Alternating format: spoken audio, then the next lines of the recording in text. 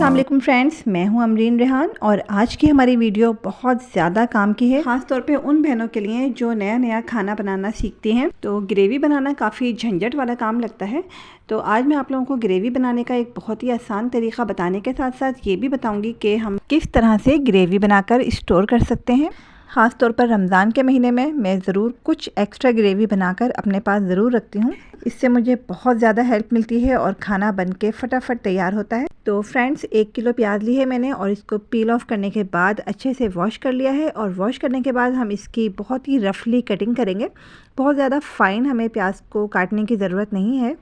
प्याज की कटिंग हमने कर ली है। अब हमें आधा किलो टमाटर लेने हैं और टमाटरों को इस तरह से काटना है। इसका नीचे वाला साइड और ऊपर वाला साइड इस तरह से कटिंग करके इसका हम सेंटर से इसको 2 पीसीज में कटिंग करेंगे।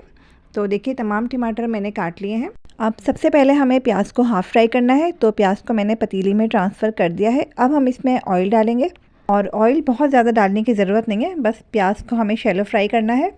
गैस का फ्लेम अभी फुल है। जब प्याज फ्राई होना शुरू हो जाएगी तो हम गैस के फ्लेम को मीडियम कर देंगे। जब प्याज हाफ़ फ्राई हो जाएगी तो हम इसमें टमाटर ऐड करेंगे। तो देखिए, प्याज का कलर हल्का सा चेंज हो गया है। अभी इस टाइम पर हमें इसमें टमाटर ऐड करने हैं। ग्रेवी में टमाटर मैं इस तरह से इसलिए ऐड करती हूँ क्योंकि मुझे इसकी स्किन रिमूव करनी होती है, तो मुझे काफ़ी आसानी हो जाती है। टमाटर अब प्याज के साथ पकना शुरू हो गए हैं। इस टाइम पे अगर आपको ज़रूरत महसूस हो तो आप इसमें बहुत थोड़ा सा पानी ऐड कर दीजिएगा, क्योंकि कभी कभी टमाटर को गलाने के लिए हमें इसमें थोड़ा सा पानी ऐड करना पड़ता है। अब प्याज और टमाटर को कवर करके हमें बस इतनी देर पकाना है कि टमाटर अच्छे से सॉफ़्ट हो जाएं और इसका पानी ड्राई हो जाए। और इस टाइम पे अगर आपको लगे कि इसमें थोड़ा सा पानी मौजूद है तो इसको हाई फ्लेम पर कुक कीजिएगा। अगर इसका पानी अच्छे से ड्राई नहीं होगा तो हम इसकी जो भी डिश बनाएंगे वो बिल्कुल भी मज़ेदार नहीं बनेगी। तो ग्रेवी का पानी ड्राई होना बहुत ज़रूरी है, इस चीज़ का आपको बहुत ख्याल रखना है। तो टमाटर अब बिल्कुल गल चुके हैं। अब हम इसको चूल्हे से उतार के ठंडा करेंगे और जब ये अच्छे से ठंडा हो जाएगा तो इसमें जो टमाटर की स्किन है वो मैं निकाल देती हूँ। अगर आप चाहें तो ना निकालें। जब ये बिल्कुल ठंडा हो जाएगा तो हम इसको ब्लेंड करेंगे। और साथ ही मैं आपको एक टिप और भी दूंगी, तो आपको पूरी वीडियो ध्यान से देखनी है। फ्राई की हुई प्याज और टमाटर को मैंने ब्लेंडर के जग में ट्रांसफ़र कर दिया है। अच्छा, ग्रेवी बनाने के लिए मैं टमाटर और दही दोनों का इस्तेमाल करती हूँ, इसलिए मैं इसमें दही भी साथ ही शामिल कर दूँगी। अगर आप चाहें तो इसमें दही अभी ऐड ना करें।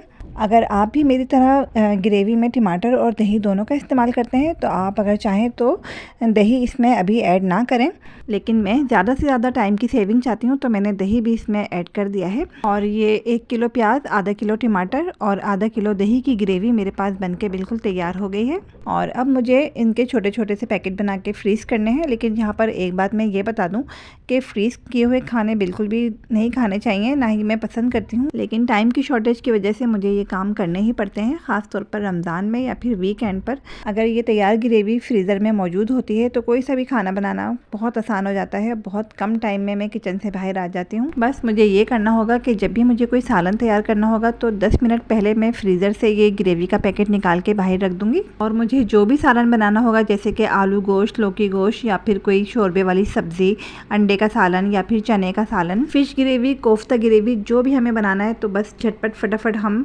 बहुत ही थोड़े से ऑयल में मसाले और गोश्त फ्राई करेंगे और साथ ही ये तैयार की हुई ग्रेवी ऐड करेंगे तो बहुत ही कम टाइम में सालन बनके तैयार होगा।